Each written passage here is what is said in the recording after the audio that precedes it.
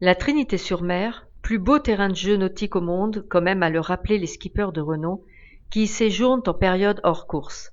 Cependant, la Trinité-sur-Mer est une cité qui réserve de bien jolies découvertes à qui sait sortir des sentiers battus.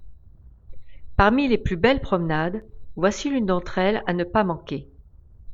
Nichée derrière la plage de Kerguelen, comme protégée par un écrin verdoyant et dunaire, la saline de la Trinité-sur-Mer nous apparaît enfin. Aujourd'hui, dans toute sa splendeur, cristaux scintillant sous les rayons du soleil, rien ne laisse à penser qu'après des heures de gloire au XVIIIe siècle, la belle s'était endormie depuis les années 60. C'était heureusement sans compter sur la passion et surtout sur la patience d'un homme, Damien Philippe, qui la fit renaître. Bonjour Damien. Bonjour. Alors, nous voici sur ces salines de la Trinité. Voilà. Alors ces salines, elles ont une sacrée histoire parce que j'ai cru comprendre qu'il y a 2 siècles, elles étaient à leur apogée. Et puis qu'il y a une cinquantaine d'années, il n'y avait plus rien. Et toi, tu es venu remettre tout ça en vie. Comment ça s'est passé ? Eh ben, ça a commencé, déjà l'idée, elle a germé à partir de 2006-2007, où moi j'avais envie de remettre les salines en état à l'époque, sauf qu'on est sur le territoire du conseil départemental. Donc du coup il a fallu faire une demande au conseil départemental pour qu'ils acceptent de remettre la saline au goût du jour ici. Et ça a mis 3-4 ans avant qu'ils donnent l'autorisation, et pendant ces 3-4 années-là, moi j'ai continué à apprendre le métier à Guérande. Je suis parti à Guérande pour revenir ici, et à partir de 2010, j'ai commencé à bosser dans la saline, là où on est là. Et j'ai mis 2 ans pour la retaper complètement. J'ai fait une première partie la première année, une deuxième partie en 2011 et 2012, c'est là où j'ai fait la remise en état en fait des marais salants. Oui, parce que quand tu es arrivé ici, ça ressemblait à quoi ? À rien, enfin, non pas à rien, mais ça ressemblait à la nature en fait. Tous les ponts ont disparu, et il a fallu tout ce qu'on a, tout le support était comme la surface qui est juste de l'autre côté là, tout était plat comme ça, il n'y avait plus rien. D'accord. Donc il a fallu tout recréer. Reconstituer. À la pelle, voilà, il y a eu un gros travail de fait à la pelle, manuel. Et voilà, du coup après j'ai eu ma première récolte en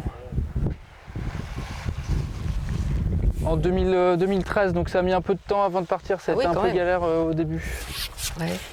Et comment se détermine ta saison ? Tu commences à quel moment à retravailler sur ces salines ? Parce que là je crois qu'on arrive en fin de parcours, de saison. Ouais, exactement, on arrive en fin de saison. Là, nous on commence à bosser à partir du mois de mars. En fait, grosso modo, là la saison s'arrête demain ici, là. Donc demain moi je vais mettre de l'eau partout dans la saline pour que l'eau aille au-dessus des ponts, pour que l'hiver, la pluie et le vent n'abîment pas les ponts en argile, parce qu'on est vraiment sur de l'argile, donc quand elle est humide, ça abîmerait tout. Donc si vous revenez dans, je sais pas moi, dans 2 mois, ça sera un grand lac, on verra plus rien. Et à partir du mois de mars, quand le temps commence à être un peu plus beau, on vide la saline et on commence à refaire les ponts, à enlever la matière qui s'est développée, matière organique, la vase dans les marais, pour obtenir des niveaux corrects, pour qu'il y ait une pente progressive pour la maintenir en fait, pour éviter que la terre s'accumule, et puis après on est obligé de tout refaire le travail. Donc ça c'est fait au mois de mars, ça s'appelle l'habillage, et à partir de la mi-avril à peu près, on réinsère de l'eau dans la saline, et là la saline commence vraiment à travailler jusqu'à ce que le sel arrive. Donc une fois à Guérande, là où j'ai fait du sel le plus tôt, c'était le 18 mai. Et puis donc ça peut commencer, c'est mai-septembre la période pour faire du sel. Et puis il y a des années où, à la Trinité, moi il y a des années où j'ai fait 0 g de sel. C'était une année moyenne, c'était le mois de juillet, je suis parti assez tardivement quand même. Je suis parti le 14 juillet, j'ai fait ma première prise de sel le 14 juillet. Le mois d'août a été assez pluvieux sur la première quinzaine. Et puis là il fait sec depuis, ça va faire 15 bons jours, mais bon, mine de rien, au mois de septembre les jours sont quand même beaucoup plus courts qu'au mois de juin. Et oui, donc l'évaporation n'est plus du tout la même malgré le beau temps qu'on a en ce moment. Mais oui, parce que le secret c'est le soleil évidemment. Soleil et vent. Et vent. Voilà, quand vous avez et puis ça dépend de l'orientation du vent. Quand vous avez du vent d'ouest qui est océanique, il est plus doux, donc il y a moins d'évaporation qu'un vent d'est qui est continental, qui arrive, qui a traversé la terre et qui vient ici sur les marais, où là l'évaporation est beaucoup plus forte en fait. Et là en ce moment on a plein de vent d'est, et il y a du sel, quoi. Il y a de la fleur de sel.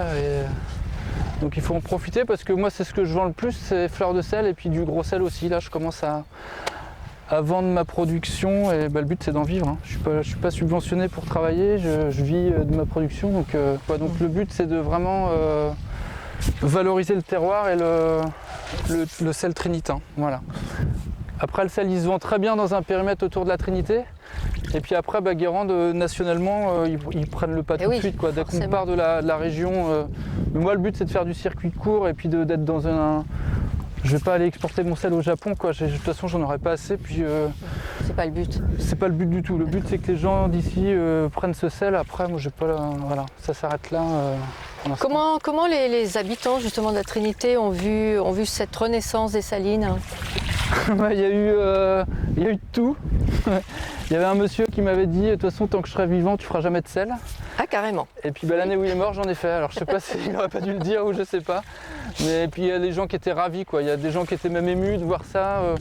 Après, les gens de la terre, ils parlent pas beaucoup, donc je les voyais passer tous les jours, quoi. Moi, je trimais l'hiver et ils venaient regarder, surveiller comment je bossais, voir si tu t'en sortais. Ouais, et au début, les gens se demandaient un peu ce que je faisais là, quand même, quoi. Avec ma pelle, faut m'imaginer l'espace tout plat là.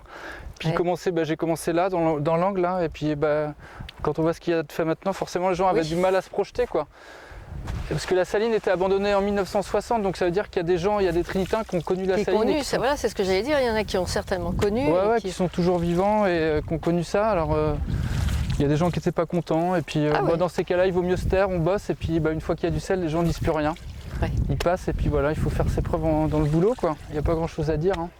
Et par rapport à Guérande, justement, c'est plus compliqué ici par rapport, je sais pas, à la pluviométrie, au soleil, aux températures. Est-ce que le terroir ici est plus compliqué à travailler? Il est plus compliqué, c'est pour ça qu'il a été abandonné dans les années 60 avant Guérande justement. C'est qu'ici on est vraiment à la limite nord de la production du sel. Je sais qu'il y en avait sur la petite mer de Gavre un peu plus au nord historiquement là, mais je ne sais pas si la saline a vraiment perduré.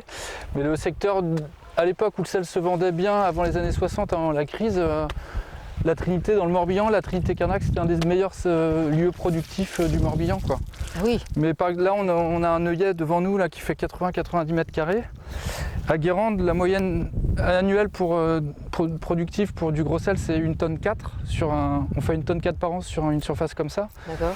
Alors qu'à la Trinité, historiquement, on a 800 kg. Donc, oui. Avant de venir ici, nous on avait regardé les relevés pluviométriques depuis 1930 et on a fait un comparatif entre Guérande et la Trinité sur les périodes productives, et on avait vu grosso modo qu'une saison moyenne à Guérande, on faisait pas de sel à la Trinité quasiment, quoi. Oui.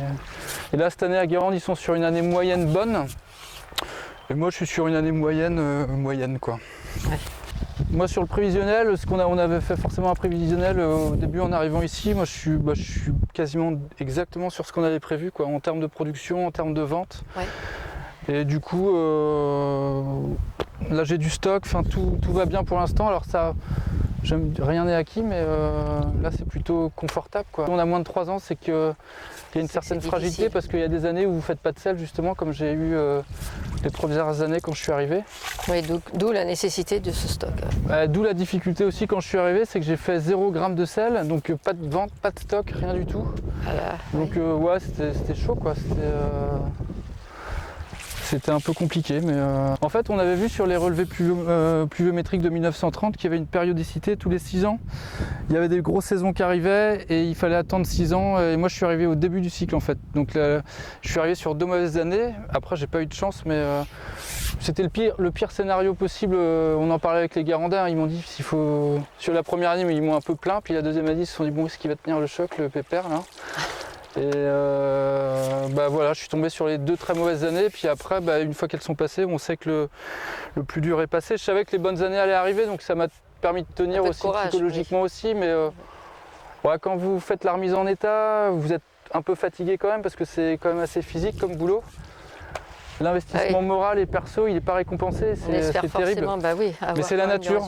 Voilà, la nature, elle n'est pas là pour vous considérer, vous êtes là pour l'accompagner, donc du coup... Vous faites ce qu'elle décide. Je suis venu à ce métier-là parce que j'avais vu un article dans un quotidien qui parlait d'une remise en état à Saint-Armel. À l'époque, le garçon avait mon âge, il devait avoir 30-40 ans. Du coup, moi j'ai vu l'article dans l'Ouest, dans le quotidien, et du coup j'ai été direct le voir. Je me suis dit, c'est pas possible. Il y a 15 ans de ça, je savais même pas qu'on faisait du sel de cette façon-là, quoi. Et du coup, j'ai été le voir avec cet article-là, et j'ai vu le métier. Je me suis dit, bah, j'ai enfin trouvé ce que je voulais faire. J'avais l'impression que c'était un métier sur mesure, quoi. C'est assez étonnant. Hein. Ça regroupait tout, la proximité à la mer, le côté un peu dur lié à la nature, et puis la nature. Ouais, puis je travaille sur un produit qui n'est pas périssable, donc ça c'est confort. Je travaille pas sur du fromage, du mouton ou de la viande. Je travaille sur un produit qui se conserve et qui était un conservateur avant, donc du coup ça c'est assez extra. C'est ultra confort, quoi. Oui. Trouver son travail dans une passion et faire renaître, je trouve que c'est assez génial de faire renaître. Justement, parce que c'est quand même ouais, c'est tout tomber dans l'oubli, c'est quand même chouette de voir renaître quelque chose qui a eu quand même ses heures de gloire. Ouais, puis dans beaucoup d'activités agricoles, il y a beaucoup d'autres activités agricoles qui pourraient renaître dans le Morbihan, qui ont existé, la fumaison du poisson, tout ça. Ça revient un petit peu quand même. Ça revient tranquillement, mais sur le territoire trinitain, après on va à Cracoret, mais il y a tellement de choses à faire dans l'agriculture et dans la mise en valeur des produits. Pour bien manger, hein, le but c'est de savoir ce qu'on mange, de savoir d'où ça vient et de bien manger, quoi. Et voilà, moi les gens ils vont sur le marché à la Trinité, le soir ils peuvent venir me voir ramasser de la fleur, et puis ce qu'ils mangent c'est celle-là. Hein. Moi je vais pas importer de la fleur, je vais pas acheter de la fleur à Guérande, je vais pas acheter de la fleur ailleurs. Puis il n'y a aucun traitement? Non. Ah non, c'est du produit naturel. C'est la nature qui fait tout le travail. Voilà, il y a juste un peu de nettoyage manuel pour enlever les impuretés. Et autrement, non, il n'y a aucun traitement, c'est le produit. Vous avez le même produit dans votre assiette. Gros sel, fleur de sel, qu'est-ce qui attire le plus le client? Bah, ça dépend du client finalement. Il y a le particulier, lui ça sera fleur de sel, parce que justement la coopérative de Guérande elle a quand même bien communiqué dessus dans les années 80-90, là où déjà ils ont créé le nom fleur de sel avant. À Guérande historiquement ils l'appelaient le sel blanc. Et ils ont mis un nom un peu plus poétique pour que ça soit plus vendeur, et du coup les gens maintenant, tout le monde connaît la fleur de sel, quoi.